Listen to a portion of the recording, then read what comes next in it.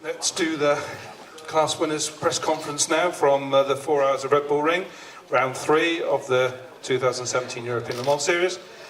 And for the second time this year, the number 2 United Autosport Ligier Nissan, Sean Rahal, John Falb, a great result for the United Autosport team after winning the overall as well, same as in Silverstone, so it's obviously you go hand in hand with those guys. Sean, you started the race, fantastic result. You're now leading the championship as well, so that's even better.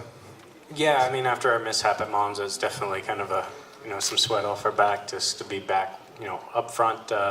It was a tough day, It's definitely a tough track to do 2 hours and have it, all the traffic and everything to come into play. But John had a great last 2 hours.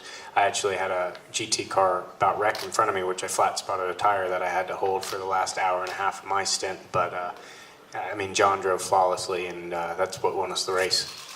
As I say, it's very difficult around here. We talked to the P2 guys about traffic, but obviously in a P3 car, you've got to watch for the GTEs, and you've got the issues with the P2s going past. Yeah, Matt, we're just talking about that. It's pretty tough, when you have a Pro versus an AM GT to P3, and as well as P3 to, it is a tough place for it. We probably need to be a little bit faster on the straightaways so we can just clear the GT cars, but I know their days were hard, and our day was hard as well, but everyone came out good.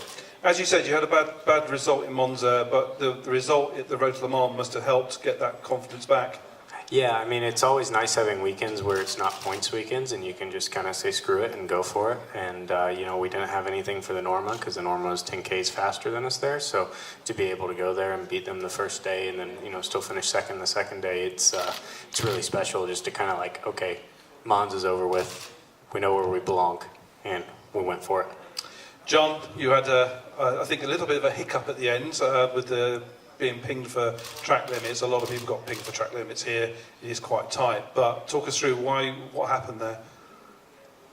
Yeah, well, I don't think I got any warnings for track limits until the end. Obviously I was battling for the lead for a while.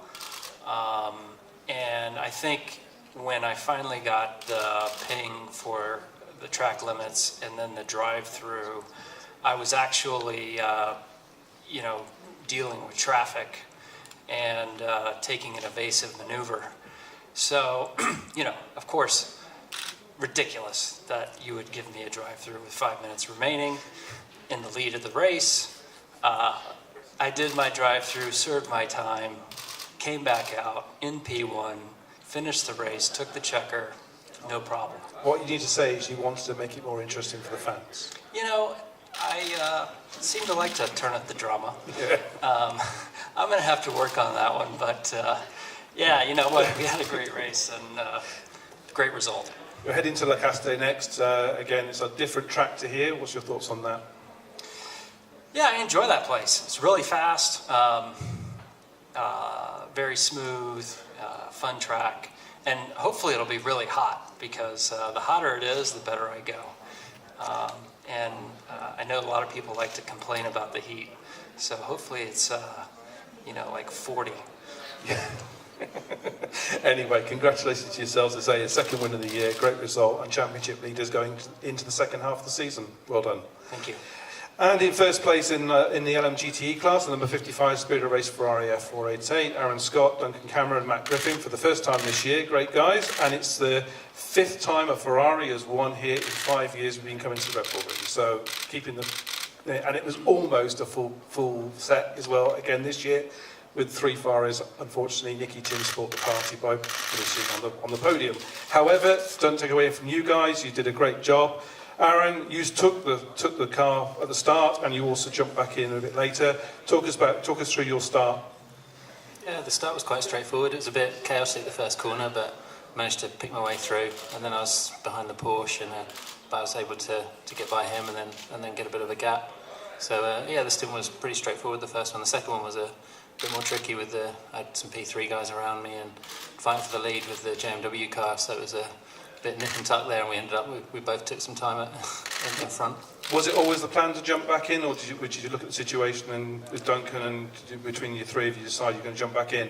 It was always the plan to jump back in, Yeah. to do the strategy we did, yeah. So a great race with Jody, you know, as you say, nip and tuck. It was very entertaining from where we were sitting, that's for sure. What was it like for yours? Well, yeah, it was entertaining. Like I would have preferred it to be less entertaining and just go by and everything. But like I say, there were some slower P3 cars at that time, and so that we were trying to pick our way around them, and that then I got in front, and then I got sort of held up a bit by them and everything. So that gave him an opportunity to come back at me. So it was just like I say, it was just we were going at it, and it was pretty intense, but it worked out well in the end. Duncan, you took the car over. You come here on the back of a podium at Le Mans, so on the up. And then obviously Le Mans not part of the championship, but it doesn't matter. It's still the 24 Hours of Le Mans. So did that give you a bit of a leg up to when you came up here? Yeah, I mean, Le Mans was fantastic, but seems like a long time ago now. First time I've been back in the car again. Yeah, we've got the car working really good now. Luca, the engineer, has done a fantastic job this weekend, and the Red Bull ring does obviously suit the Ferrari. We were just better on the brakes here. I think that's what makes us able to have a good race pace, is the fact that you can really brake late in that thing. So yeah, it took me. I came out of the pits, and I was just surrounded by P2s and P3s for the first few laps, and that was very difficult to find a rhythm, and that's when Rob Smith got by me. But then I kind of collected myself up and found my pace, and it was good. Then I had Jean-Luc Roda was behind me for a while, and we'd get bogged by a P3 car, and then he'd get bogged and I'd get bogged, and so we were kind of, he never got close enough to put a move on me, but that was quite, it was quite challenging, quite entertaining, so yeah, it was good. And your thoughts on the next round at Le Castellet? Yeah, like Le Castellet, it's good. It's actually, the race is on my birthday. All right, yeah. Hopefully it'll be a good birthday present. Yeah, let's hope so. Matt, I say you had a pretty entertaining stint with the battle there for the lead, and when you got past, you opened up a gap.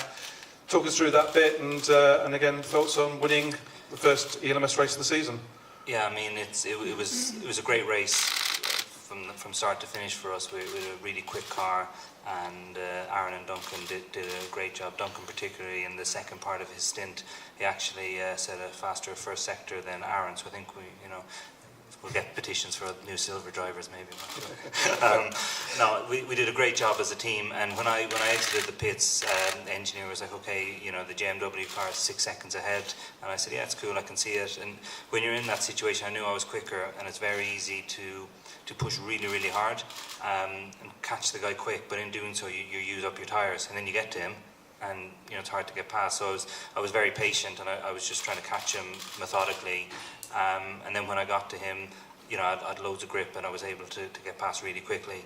And from that point on, I just pushed really hard for a couple of laps, built a gap, and then we were a little bit tight on fuel. So from that point on, I was saving fuel and just managing the gap at like 15, 16 seconds. As you said, Ferraris have won here the last 5 years. I think I've won 2 of those, well 3 now.